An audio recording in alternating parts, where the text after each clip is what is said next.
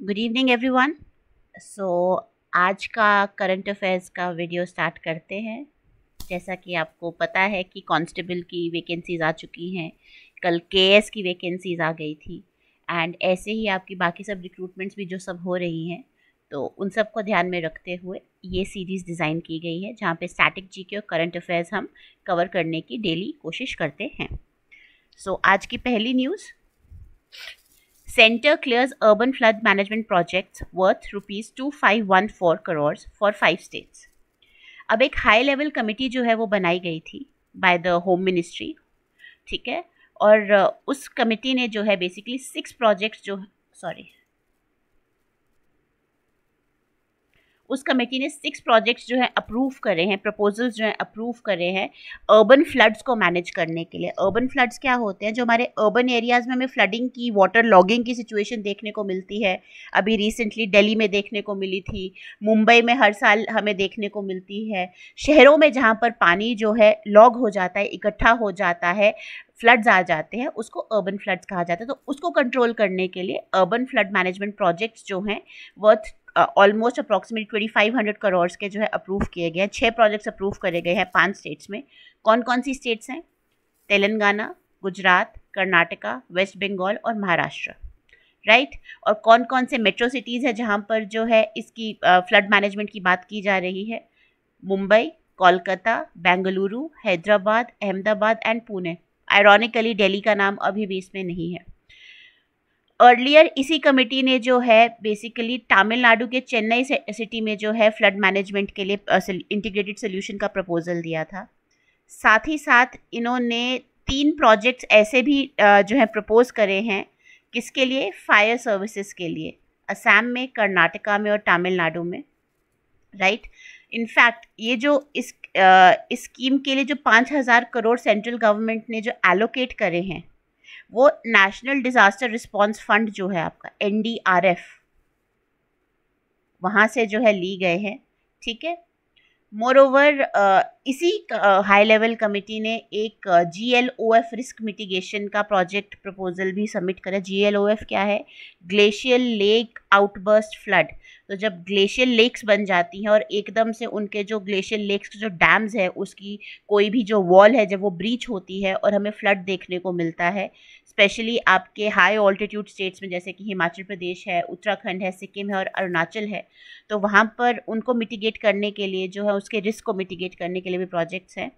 और साथ ही साथ युवा आपदा मित्र स्कीम जो है एनडीआरएफ के फंड के थ्रू जो है वो लॉन्च की गई है। युवा क्या हो गया? यूथ। आपदा क्या हो गया?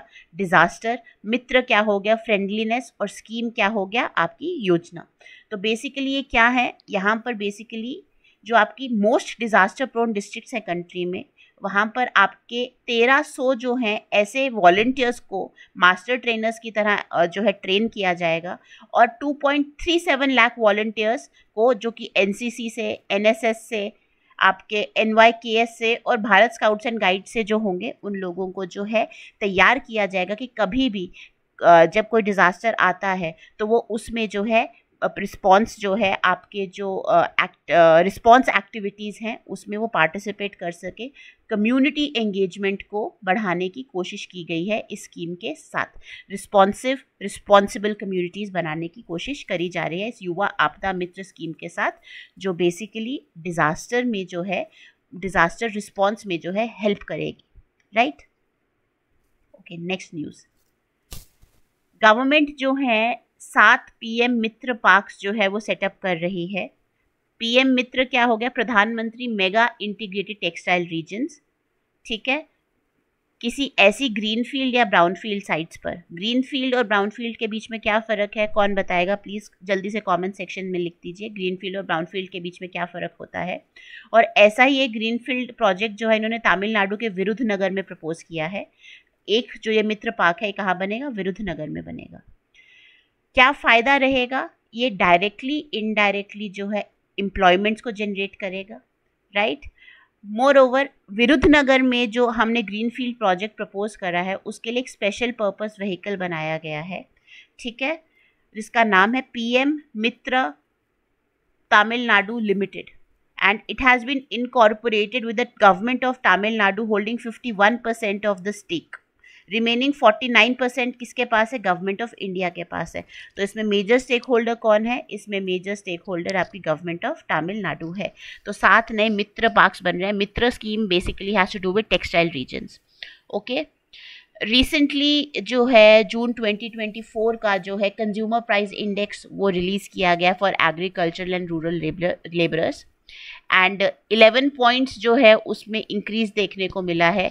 और आपका एग्रीकल्चर लेबर्स का जो कंज्यूमर प्राइस इंडेक्स है वो 1280 पहुंच गया है, और रूरल लेबरर्स का 1292 पहुंच गया है।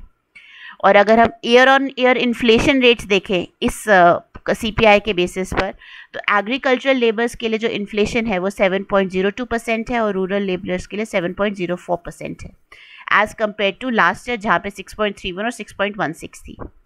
ठीक है, और मई 2024 के लिए यही जो इन्फ्लेशन रेट्स थे ये 7% थे और 7.02% थे, तो वहाँ से भी हमें इंक्रीज देखने को मिला है। This is all about it, इसमें ज़्यादा कुछ है नहीं है। हाँ, आप मुझे ये बताओगे कि CPI जो कंज्यूमर प्राइस इंडेक्स है ये कौन सी एजेंसी जो है वो रिलीज करती है? Which agency releases the CPI? Okay, moving on to the next news. India's first integrated agri export facility at Jawaharlal Nehru port. अगर आपको पता हो, ये जो JLNP है ये मुंबई में सिचुएटेड है, एंड ये जो हम एग्री एक्सपोर्ट फैसिलिटी की बात कर रहे हैं ये इसी पोर्ट पर बनाई जाएगी। ये लॉजिस्टिक्स को स्ट्रीमलाइन करेगा, मल्टीपल हैंडलिंग की जो प्रॉब्लम आती है कि डिफरेंट हैंडलर्स रहते हैं उसकी प्रॉब्लम को कम करेगा, जो आपके एग्रीकल्चरल प्रोडक्ट्स है उसकी शेल्फ लाइफ को बढ़ाने में हेल्प करेगा। बेसिकली जो इंडियन एग्रीकल्चरल कमोडिटीज़ हैं उनकी एक्सपोर्ट कैपेसिटी बढ़ाने की कोशिश करेगा, ज़्यादा से ज़्यादा जो है उसकी शेल्फ लाइफ बनी रहे, ज़्यादा से ज़्यादा जो है जो ट्रांसपोर्टेशन कॉस्ट है उसमें रिडक्शन देखने को मिले, और जितने मिडिल मैन जो है हम उस जिनको रिमूव कर सकें वो देखने को मिले। तो अगर JLNP की बात करें तो इंडिया का फर्स्ट 100% लैंडलॉर्ड पोर्ट है, ऑलरेडी लीडिंग कंटेनर पोर्ट्स में से है ग्लोबली। इनफैक्ट इस एग्री एक्सपोर्ट फैसिलिटी के एडिशन में महाराष्ट्र में जो है वाधवान पोर्ट है, वहाँ पर भी जो है एक ग्रीनफील्ड डीप ड्राफ्ट पोर्ट का प्रोजेक्ट जो है वो प्रपोज किया गया है। तो ग्रीनफील्ड डीप ड्राफ्ट पोर्ट का प्रोजेक्ट वहाँ पे प्रपोज किया गया है, और ये प्रोजेक्ट जो है 254 मिलियन टन्स एनुअली जो है हैंडल करेगा, with making it potentially one of the 10 largest ports जो आपके ग्लोबली एग्जिस्ट करते हैं। तो महाराष्ट्र पोर्ट्स के उसमें और आपके सी लेन्स के उसमें बहुत इम्पॉर्टेंट रोल प्ले कर रहा है। अब सरकार ने एक revise model skill loan scheme जो है वो लॉन्च करी है। क्या पर्पस है स्कीम का? कि भाई स्किल डेवलपमेंट कोर्सेज के लिए जो है स्टूडेंट्स को, स्पेशली जो आपके यंगस्टर्स हैं उनको फाइनेंशियल सपोर्ट देना। इससे क्या होगा? स्किल डेवलपमेंट से कहीं ना कहीं एम्प्लॉयमेंट जनरेशन होगी, आपकी अनएम्प्लॉयमेंट की प्रॉब्लम जो है वो हटेगी, फॉर्मलाइजेशन आएगी इकोनॉमी में, और साथ ही साथ जो है कंट्री की जो इकोनॉमिक ग्रोथ और डेवलपमेंट है उसमें आपको बूस्ट दिखेगा। तो अब ये जो अपडेटेड स्कीम है ये कहती है कि 7.5 लाख तक के कोलैटरल फ्री लोन्स जो हैं दिए जाएंगे जो यूथ हैं जो स्किल डेवलपमेंट कोर्स करना चाह रहे हैं उनको। साथ ही साथ पहले जहाँ पे सिर्फ बैंक से लोन्स देते थे, अब जो आपकी नॉन बैंकिंग फाइनेंशियल कंपनीज़ हैं, आपकी non banking micro finance institutions हैं और जो आपके स्मॉल फाइनेंस बैंक्स हैं वो भी ये लोन्स दे सकते हैं, कोलैटरल फ्री लोन्स दे सकते हैं। इससे क्या होगा? ब्रॉड बेस हो जाएगा, और जो बेसिकली आपकी कॉस्ट है स्किल डेवलपमेंट के जो कोर्सेज करने की, कहीं ना कहीं वो ज़्यादा कंपेटिटिव हो जाएगी। आपकी लोगों के पास और ज़्यादा अपॉर्चुनिटीज़ अवेलेबल हो जाएंगी कि किस तरह से अपनी स्किल्स को इन्हांस करना चाहते हैं। इनफैक्ट ये जो मॉडल स्किल लोन स्कीम है, ये जो credit guarantee fund scheme for skill development है उसी के ऊपर बिल्ड करती है।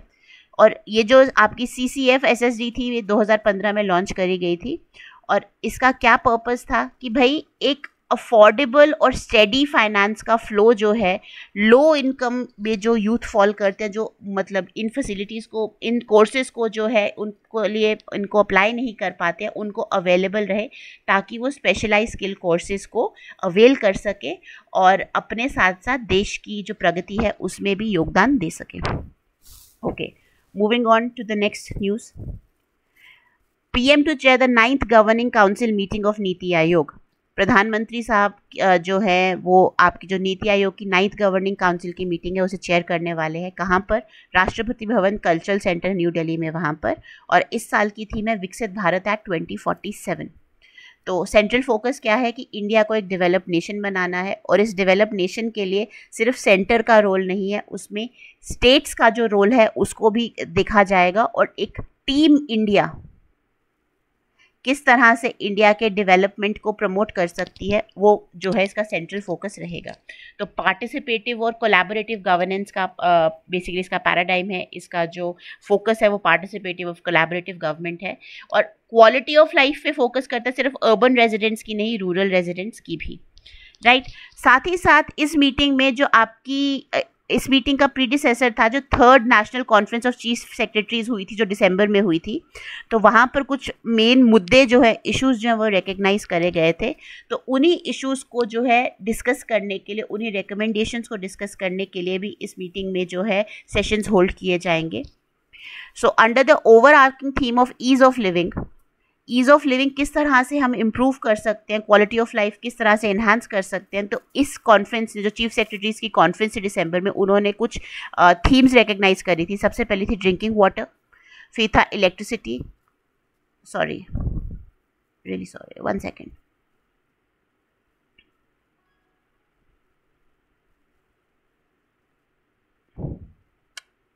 अरे यार, जस्ट अ मोमेंट।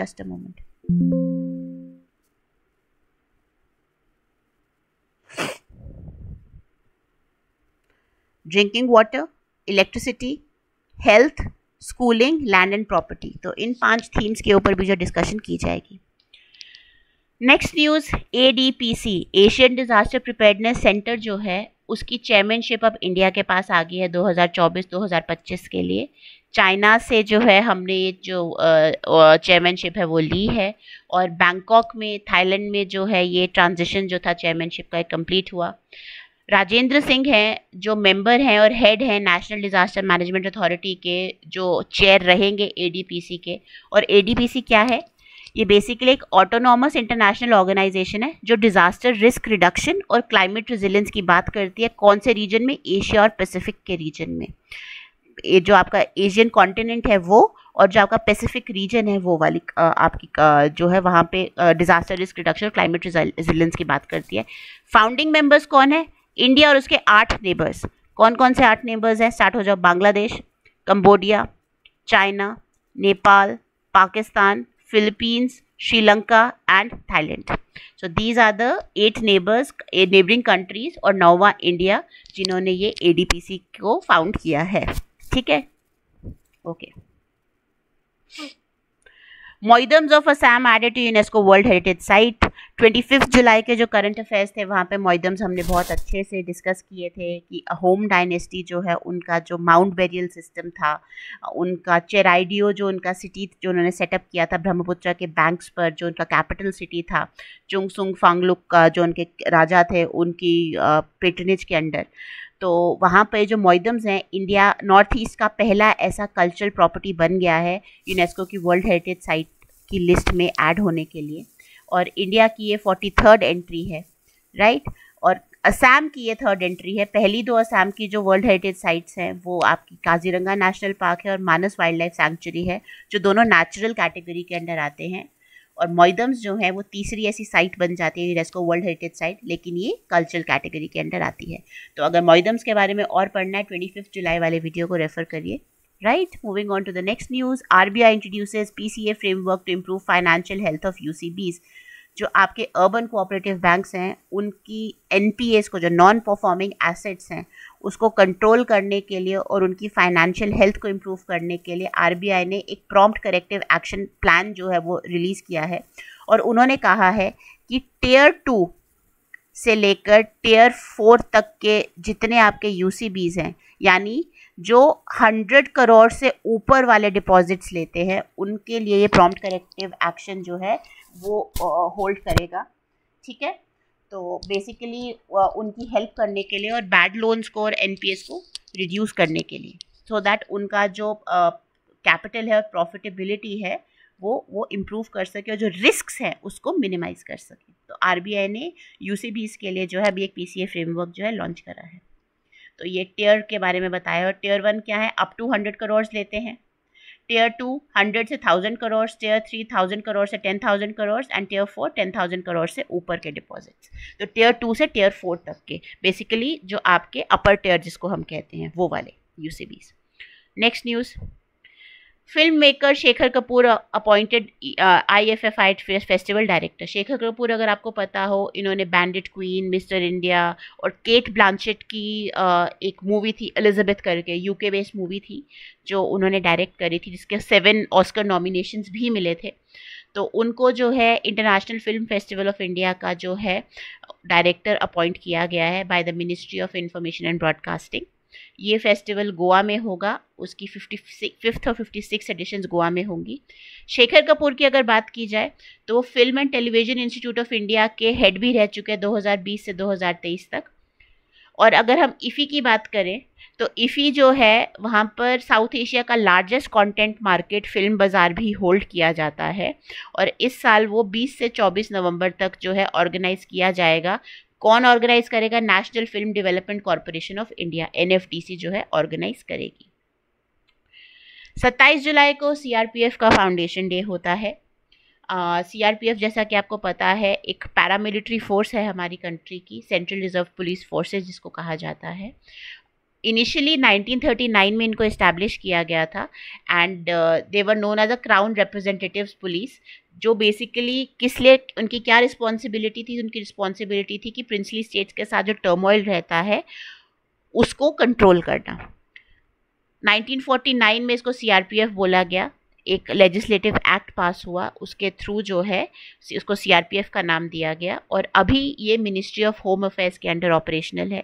इसके 4 स्पेशल यूनिट्स हैं। पहला इसका रैपिड एक्शन फोर्स है जो कि 1992 में जो है इस्टेब्लिश हुआ था। ये राइट्स और पब्लिक डिस्टर्बेंसेस को जो है उनको मैनेज करता है, राइट।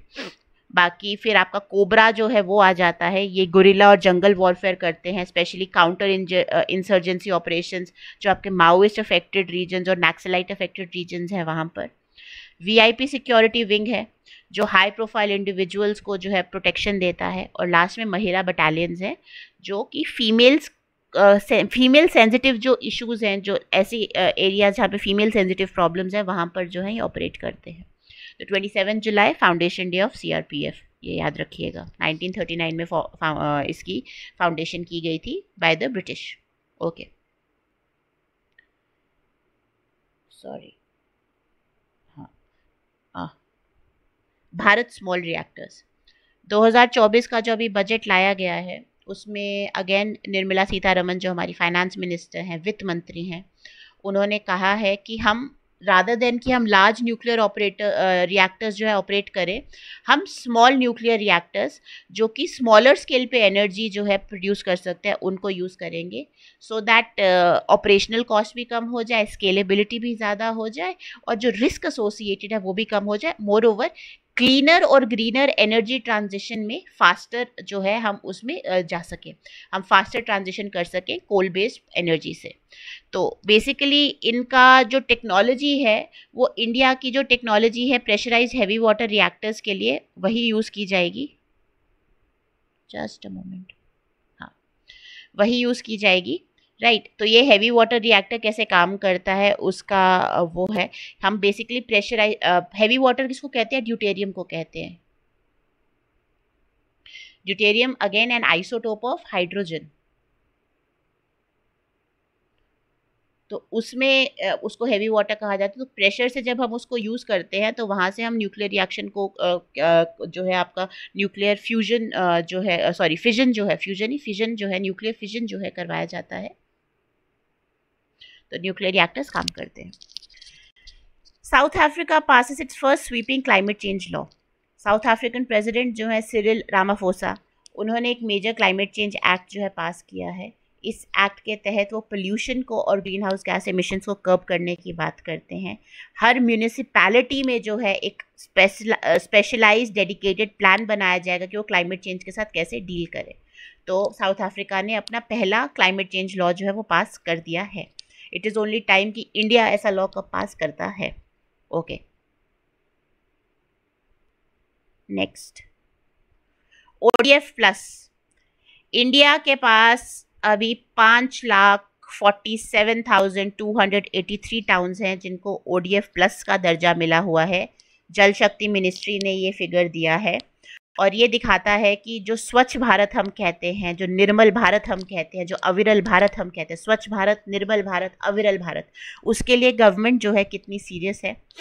ODF प्लस क्या होता है? ODF प्लस एक ऐसा क्लासिफिकेशन पैरामीटर है जो सिर्फ ओपन डेफिकेशन, खुले में शौच जाने को नहीं रोकता, साथ ही साथ वो लॉन्ग लास्टिंग आपके सैनिटेशन मेथड्स बताता है जो सिर्फ शॉर्ट टर्म के लिए नहीं, लॉन्ग लास्टिंग है. ठीक है, और साथ ही साथ आप वेस्ट को किस तरह से मैनेज कर रहे हैं, अपने सॉलिड वेस्ट को, जो आपके सैनिटेशन वेस्ट है उसको कैसे मैनेज कर रहे हैं, उसके बारे में भी बात करता है. सो दैट आपके शहर जो है, आपके जो एरियाज़ जो है, आपके जो टाउन्स हैं वो साफ़ रहे और अपना कूड़ा जो है बहुत स्मार्टली हैंडल करें. तो ODF प्लस विलेजेस की कैटेगरीज क्या हैं? एस्पायरिंग विलेजेस, राइजिंग विलेजेस और मॉडल विलेजेस. तो इन 3 कैटेगरीज में ODF प्लस विलेजेस को जो है क्लासिफाई किया जाता है. ये बार बार आई डोंट नो ये क्या खुला जा रहा है, इसको क्या चाहिए. हाँ, ठीक है. तो ये इन्फोग्राफिक दिया गया है ODF प्लस के ऊपर कि वेस्ट मैनेजमेंट और ODF सस्टेनेबिलिटी क्या है. स्वच्छ भारत मिशन ग्रामीण का ये पार्ट है, तो आप ये पढ़ सकते हैं, right. Okay, moving on to the next news. Digital assets ease payment issues between Russia and China. इतना इम्पॉर्टेंट सुनने से नहीं लगता, बट यहाँ पर ध्यान देने वाली बात क्या है कि रशिया और चाइना अपने बीच में पेमेंट करने के लिए जो है क्रिप्टो करेंसीज़ का इस्तेमाल कर रहे हैं. इंडिया में अभी भी क्रिप्टो करेंसी लॉ जो है वो पास नहीं हुआ. सो बहुत तेज़ी से और बहुत एफिशिएंटली जो है ये अपने पेमेंट इश्यूज़ को सेटल कर रहे हैं, क्योंकि ट्रेडिशनल बैंकिंग थोड़ा सा स्लो हो गया है, क्योंकि इंटरनेशनल बैन्स लग रहे हैं, कोई रेगुलेशंस हैं, कोई रूल्स हैं, करेंसी इश्यूज़ हैं. तो इन सबको ध्यान में रखते हुए तो both these countries are using a tool called QIFA, QIFA, और पेमेंट प्रॉब्लम्स को रिजॉल्व करता है. पहले इन्होंने ये स्टार्ट किया था, डिजिटल एसेट्स का इस्तेमाल इन्होंने स्टार्ट करा 2013 में, जिसका मेन गोल था कि चाइनीज़ गुड्स को रशिया में कैसे लेकर जाया जाए. ठीक है, और इस तरह से इनके बीच का ट्रेड भी बढ़ा. और कीफा ने जो है बेसिकली इनका जो ट्रेड है वो बहुत आसान कर दिया है. तो क्रिप्टो करेंसीज़ का इस्तेमाल करके ये लोग अपना ट्रेडिंग कर रहे हैं. इंडिया में फ़िलहाल तो क्रिप्टो करेंसीज बैंड हैं, कुछ इन्होंने स्टैंडर्डाइज करा नहीं है, तो कब आता है वो चीज़ देखते हैं. वृक्षारोपण अभियान 2024. यूनियन मिनिस्टर जो आपके जी किशन रेड्डी हैं, उन्होंने वृक्षारोपण अभियान जो है 2024 का Bharat coking coal limited Dhanbad में जो है इन्होंने लॉन्च करा. ये प्रोजेक्ट जो है नरेंद्र मोदी जी का एक पेड़ माँ के नाम प्रोग्राम के अंडर आता है, जो कि 300 जगहों पर 47 districts across 11 coal and lignite rich states, कोयला और लिग्नाइट रिच स्टेट्स जो हैं 11 हमारी, वहाँ पर ये प्रोग्राम जो है लॉन्च किया जाएगा, जहाँ पर हम क्या करेंगे, ट्री प्लांटेशंस करेंगे, रीफॉरेस्टेशन के एफर्ट्स करेंगे, लैंड रिक्लेमेशन की बात करेंगे. लैंड रिक्लेमेशन क्या, जहाँ पे लैंड डिग्रेडेशन हो चुका है माइनिंग की वजह से, कोयले की माइनिंग की वजह से, लिग्नाइट की माइनिंग की वजह से, तो वहाँ पर हम उस लैंड को दोबारा से जो है फॉरेस्ट एरिया में कन्वर्ट करेंगे. तो कौन कौन से हम एफर्ट्स टेक्निक्स यूज़ करेंगे. Miyawaki method. मियावाकी मेथड क्या है, ये एक जापानीज साइंटिस्ट का मेथड था, जहाँ पर हम नेचुरल फॉरेस्ट को ग्रो करने देते हैं. हम कुछ इंटरवेंशन नहीं करते, कुछ काटते नहीं है, कुछ पीटते नहीं है, कोई सीड्स नहीं लगाते. अपने आप जो वहाँ पे ग्रो करता है वो अपने आप वहाँ पे ग्रो करेगा. वहाँ पर हम ह्यूमन इंटरवेंशन जो है नहीं डालेंगे. फिर सीड्स की बॉल्स बना के डाल दी, जब उसको फेवरेबल कंडीशंस मिलेंगी तो वो खुद जो है वहाँ पे पेड़ उगने स्टार्ट हो जाएंगे. और lastly drone technology. Drone technology के आपने ड्रोन उड़ाया, आपने देखा था यहाँ पे खाली पैच है, वहाँ पर आपने सीड्स जो है डिस्पर्स कर दी, प्लांटिंग एफिशिएंसी और रिसोर्स के बेटर मैनेजमेंट के लिए. एक ऑलरेडी डेंसली प्लांटेड एरिया में सीड्स अगर डिस्पर्स करोगे तो वहाँ पे ग्रो नहीं करेंगी, कॉम्पिटिशन ही इतना ज़्यादा है. तो जो खाली एरिया ड्रोन के थ्रू, GIS के थ्रू, रिमोट सेंसिंग के थ्रू आपने वो एरियाज मैप कर लिए कि हाँ भाई यहाँ पर हमें सीड्स डालनी है. ऑल्दो इनएक्सेसिबल है, हम नहीं पहुंच सकते, ड्रोन तो जा सकता है, तो ड्रोन के थ्रू आप वहाँ पे प्लांटेशन एक्सरसाइजेज जो है वो कंडक्ट करवाओगे. Moving on to the next news. ISRO seeks ESA collaboration for Apophis asteroid mission. Apophis एक एस्ट्रॉइड है जो अर्थ के बहुत करीब आने वाला है 2029 में, और कुछ ऐसी भविष्यवाणियां भी हैं कि आने वाले टाइम में ये अर्थ के साथ कोलाइड भी कर सकता है। So in case of a collision with the earth, तो ये सारा जो है हमारे इकोसिस्टम को जो है ख़त्म कर सकता है, अर्थ को ख़त्म कर सकता है। अगर आपको याद हो जुरासिक एरा में डायनासोर्स ख़त्म हुए थे, तो one of the possible reasons was कि एक हेवनली बॉडी समथिंग लाइक अ मीटियोराइट जो है अर्थ के साथ टकराया था, जिसकी वजह से डायनासोर्स ख़त्म हुए थे। तो ह्यूमन रेस का एंड इस एस्ट्रॉइड के साथ जो है टक्कर खाने से हो सकता है। तो ये रामसेस प्रोजेक्ट है।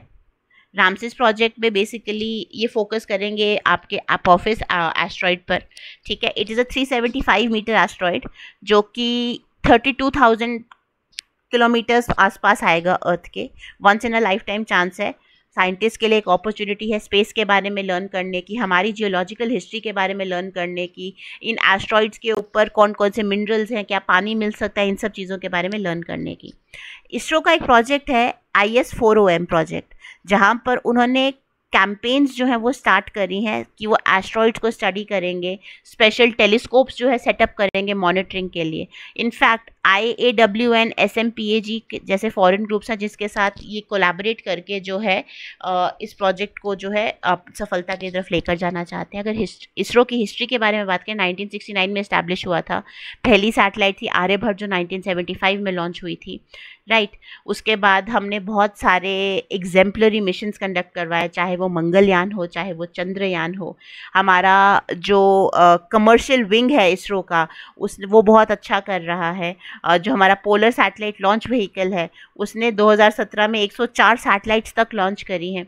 तो this is one of the finest and most premier आपकी हम कह सकते हैं research space research agencies in the world. तो ISRO is bringing laurels to India. This is about the history of ISRO. Moving on to the next news. हाँ, UN की एक report आई है जो दिखाती है कि स्लो प्रोग्रेस हमें देखने को मिल रही है एड्स अमिड राइजिंग इन्फेक्शंस। तो बेसिकली 2023 में 40 मिलियन लोगों को HIV था और उसमें से 9 मिलियन के पास ट्रीटमेंट ही नहीं था। तो अगर हम देखें, हर मिनट जो है, पिछले साल के हर मिनट में एक आदमी एड्स की वजह से मर रहा था। एड्स की जो HIV इन्फेक्शंस जो हैं वो राइज़ कर रही हैं मिडिल ईस्ट में, नॉर्थ अफ्रीका में, eastern Europe, central Asia, Latin America में। ये सारे आपके डेवलपिंग पार्ट्स हैं वर्ल्ड के। मिडिल ईस्ट की बात कर लो या नॉर्थ अफ्रीका की बात, ईस्टर्न यूरोप की बात कर लो। ईस्टर्न यूरोप कौन सा आ गया? जो पहले USSR का पार्ट था, अर्स्टवाइल USSR का, सोवियत यूनियन का जो पार्ट था, वो वाला ईस्टर्न यूरोप आ गया। Western Europe is more developed as compare to eastern Europe. Central Asia क्या आ गया आपका? ये आपका तुर्कमेनिस्तान, किर्गिस्तान, उज़्बेकिस्तान, मंगोलिया, ये सारे आपके सेंट्रल एशियन कंट्रीज़ हैं। और लैटिन अमेरिका की अगर बात की जाए तो मेक्सिको, आपका क्या कहते हैं, बोगोटा, ये सारी जो कंट्रीज़ हैं ये सारी आपकी लैटिन अमेरिकन कंट्रीज़ हैं। तो again the developing Nations of the world, जहाँ पर ह्यूमन पॉपुलेशंस बहुत ज़्यादा है, वहाँ पे हमें एड्स के इंसिडेंट्स, HIV इन्फेक्शन के इंसिडेंट्स देखने को ज़्यादा मिल रहे हैं। और despite advances, the target of reducing annual deaths below 2,50,000 by 2025 is far from met. भाई हर साल मतलब 9 मिलियन लोगों को ट्रीटमेंट नहीं मिल रहा, age related death every minute हो रही है, तो 2.5 लाख से नीचे का रेशियो लेकर चलना एक बहुत ही फारफेच ड्रीम है। 6,30,000 लोग जो हैं वो मरे हैं 2023 में, तो वेरी फार अवे फ्रॉम हमारे जो 2.5 लाख का टारगेट हम लेकर चल रहे हैं। हॉकी इंडिया जो है उन्होंने AMS, एक एथलीट मैनेजमेंट सिस्टम जो है वो लॉन्च करा है, जहाँ पे एथलीट्स की ट्रैकिंग, उनका ग्रास रूट लेवल पर टैलेंट की identification, training load measurement, health और injury tracking, variable device integration, एक इंटीग्रेटेड पोर्टल उन्होंने बना दिया है कि भाई हम एथलीट्स को जो है प्रॉपर्ली मैनेज कर सके, ताकि हम टैलेंट को जो है बढ़ावा दे सके, और जो अनटैलेंटेड लोग हैं और या जो स्क्रूपलेस लोग हैं जो डोपिंग वगैरह में इन्वॉल्व होते हैं, तो उनको हम हटा सकें। बेनिफिट्स क्या है? परफॉर्मेंस इंप्रूव करेगा, इंजरीज को प्रिवेंट करेगा और मैनेज करेगा डेटा को with the world's most flexible, simple and budget friendly athlete management system. तो again very good for the sports environment जिसको हम नर्चर कर रहे हैं अपनी कंट्री में। कल भी हम पढ़ रहे थे रिलायंस फाउंडेशन ने कैसे बहुत सारे बच्चों को और यूथ को जो है वो करा है, इनकरेज करा है to be part of sport, to participate in sports. तो उसी को एक स्टेप फर्दर ले जाते हुए हॉकी इंडिया ने AMS का लॉन्च करा है। Okay, next news. ADB, Asian development bank जो है आपका, जिसके हेडक्वार्टर्स फिलीपीन में है और प्रेसिडेंट उनके मसात्सुगु असाकावा है, उन्होंने नागपुर मेट्रो एक्सपेंशन के लिए $2000 मिलियन अप्रूव कर दिए हैं। राइट, तो नागपुर मेट्रो का जो अर्बन मोबिलिटी प्रोजेक्ट है उसको एक्सपैंड करने के लिए और इम्प्रूव करने के लिए उन्होंने कहा है 32 स्टेशन के साथ हम 43.8 किलोमीटर्स के एलिवेटेड रेल कॉरिडोर्स भी बनाएंगे। तो सिटी ट्रांसपोर्ट सर्विसेज को इंटीग्रेट करने की कोशिश की जा रही है, नॉन मोटराइज्ड ट्रांसपोर्ट को प्रमोट किया जा रहा है, और ये सब 5 साल के अंदर अंदर वो करेंगे। तो ये 7 कॉरिडोर्स हैं नागपुर मेट्रो के, तो आप ये देख सकते हैं। US और इंडिया ने एक कल्चरल प्रॉपर्टी एग्रीमेंट साइन करा है, जहां पर वो कहते हैं कि जो इलीगली जो कल्चरल प्रॉपर्टी है, हमारे कुछ एंटीक्स हैं, हमारे कुछ हिस्टोरिकल आर्टिफैक्ट्स हैं जिसको बेचा जाता है इलीगल मार्केट में, ब्लैक मार्केट में, तो उसको हम किस तरह से जो है कंट्रोल करें और कैसे जो है एक दूसरे की जो कल्चरल प्रॉपर्टी है वो हम इंश्योर करें कि दूसरे के पास वापस पहुंचे। राइट, तो ये जो अग्रीमेंट है ये 1970 यूनेस्को कन्वेंशन के साथ जो है अलाइन करता है। ठीक है, और out of 358 repatriated Indian antiquities, 345 retrieved in the last decade। आज तक जो है 358 ऐसी एंटिक्विटीज़ हैं, 358 ऐसे जो हैं कल्चरल हमारी आइटम्स है, कल्चरल प्रॉपर्टीज़ हैं जो हम आज तक हमें वापस मिली है, और 345 पिछले एक डेकेड में हमने जो है अपने तक पहुंचाई हैं। देखो, कोहिनूर डायमंड की अगर बात करें, कोहिनूर हीरा या पीकॉक थ्रोन जो अभी भी ब्रिटिश के पास है, ये भी हमारी कल्चरल प्रॉपर्टी है, कब हमारे पास वापस आती है। ऑल्दो थेफ्ट के थ्रू नहीं गई है, but again it is part of a cultural property. चोरी नहीं हुई थी, वो लूट के लेकर गए थे तो कब वापस आती है वो देखते हैं। ठीक है, नेक्स्ट न्यूज़। HS धालीवाल जो हैं, जो कि एक IPS ऑफिसर है 1997 बैच के, उनको अंडमान एंड निकोबार आइलैंड्स का new director general of police जो है बनाया गया है। उन्होंने टेक ओवर किया है देवेश चंद्र श्रीवास्तव से, जो कि अब न्यू दिल्ली में ट्रांसफ़र हो चुके हैं। ठीक है, और पहले जो थे ये हमारे धालीवाल साहब, ये स्पेशल कमिश्नर थे of police in new Delhi. This is the news. ये हैं सुहेल एजाज खान, जिनको कॉन्करेंटली यमन का एम्बेसडर बनाया गया है, और ये एम्बेसी जो है वो रियाद में बेस्ड है। यमन एक सॉवरेन स्टेट है वेस्ट एशिया में, but again A disturbed state है, और अरेबियन पेनिनसुला में लोकेटेड है। एक तरफ सऊदी अरेबिया है नॉर्थ में, ओमान नॉर्थ ईस्ट में है, तो ये यमन है। यहाँ पे सऊदी अरेबिया है, नॉर्थ ईस्ट में आपका आ गया, यहाँ पे ओमान, इंडियन ओशन जो है यहाँ पे साउथ पर है, ऐसे करके यमन है। तो यहाँ पे अगर आपको पता हो, यमन जो है पायरेसी के लिए बहुत जाना जा रहा था पीछे। यमनीज पायरेट्स जो है, जो हूथीज़ हैं यहाँ पर, हूथीज़ हैं, ये भी बहुत सारा ट्रबल क्रिएट कर रहे हैं। कैपिटल कहाँ पे? सना में है। करेंसी क्या है? यमनी रियाल है। ऑफिशियल लैंग्वेज क्या है? अरबिक है। तो सुहेल एजाज खान जो हैं हमारे एम्बेसडर हैं यमन में, concurrent ambassador. Next, national feeder monitoring system control centre launched, inaugurated, sorry. जो यूनियन मिनिस्टर है मनोहर लाल, उन्होंने NFMS जो है वो लॉन्च करा है REC हेडक्वार्टर्स में, जो कि गुरुग्राम में है। REC हमारा एनर्जी से रिलेटेड एक महारत्न कंपनी है। महारत्न है कि मिनी रत्न है? मिनी रत्न है, सॉरी, मिनी रत्न कंपनी है। ठीक है, it is an ambitious project of ministry of power, और ये कहती है कि रियल टाइम डेटा जो है हम प्रोवाइड करेंगे पावर सप्लाई के ऊपर, आउटेजेस के ऊपर और ओवरऑल स्टेटस के ऊपर। Approximately 2.5 lakh 11 kV feeders across India जो हैं उनके बेसिस पर। ठीक है, ये कुछ डेटा है पेरिस ओलंपिक्स के बारे में। पेरिस ओलंपिक्स का जो रिले है उसमें टॉर्च कौन कैरी करेगा? अभिनव बिंद्रा कैरी करेंगे। अभी भी 25 जुलाई वाले करंट अफेयर्स में हमने पढ़ा था, इनको एक अवार्ड भी दिया जा रहा है IOC के द्वारा। Right, total athletes 10,500। सबसे ज़्यादा एथलीट्स कहाँ से आ रहे हैं? US से आ रहे हैं। इंडियन एथलीट्स कितने हैं? 117। मैस्केट्स क्या हैं? फायरिगीज। फायरिगीज अगर आपको पता हो, ये चिड़िया हैं, ये देख सकते हैं आपने, मैंने मैस्केट्स की फ़ोटो लगाई है, क्यूट से हैं। मोटो क्या है, गेम्स वाइड ओपन। और न्यू स्पोर्ट्स कौन कौन से इंक्लूड किए जा रहे हैं, breaking, sport climbing, skateboarding and surfing. और 2028 का ओलंपिक्स कहाँ पर होगा, 2028 का ओलंपिक्स लॉस एंजलिस में होगा। अगर आपको याद हो 2034 का जो पैरालंपिक्स और विंटर ओलंपिक्स है वो कहाँ होना है, वो सॉल्ट लेक सिटी ऊटा में होना है, यूएस में। ये हमने पढ़ा था 25 जुलाई के करंट अफेयर्स में अगेन। तो उनको लिंक करने की कोशिश करो चीज़ों को, जिन्होंने नहीं पढ़ा है प्लीज़ गो एंड रिवाइज, ठीक है। Okay, next last slide. Paris Olympics कौन से रिवर पे ऑर्गेनाइज किया जा रहा है, रिवर सीन पे। पेरिस के थ्रू यही रिवर जो है ये फ्लो करता है। इसी के ऊपर हमने कल एक पढ़ा था, कौन सा म्यूजियम सिचुएटेड है जिसने शाहरुख खान के गोल्ड कॉइन्स जो हैं वो लॉन्च करे हैं। ग्राविन म्यूजियम, याद आया, ग्रैंड बुलेवार्ड्स पर। ये कल हम पढ़ चुके हैं, ग्राविन म्यूजियम। ओके, ये भी पढ़ चुके हैं। हेनले पासपोर्ट इंडेक्स में इंडिया का क्या रैंक है, 82nd। याद करो 25 जुलाई के करंट अफेयर्स में पढ़ा है। कौन से यूनियन मिनिस्टर ने मॉडल स्किल लोन स्कीम, आज ही में पढ़ी है, model skill loan scheme 7.5 lakh के कोलैटरल फ्री लोन्स देंगे हम। एनबीएफसीज भी देंगे, एनबीएफसी एमएफआई भी देगा और स्मॉल फाइनेंस बैंक्स भी देंगे। जयंत चौधरी। आरबीआई ने रिसेंटली किस बैंक को यूनिवर्सल बैंक में कन्वर्ट करने की बात की है, एयू स्मॉल फाइनेंस बैंक को। Government has targeted to open how many Pradhan Mantri Bharatiya Jan Aushadhi Kendras across the country by March 31, 2027, 25,000।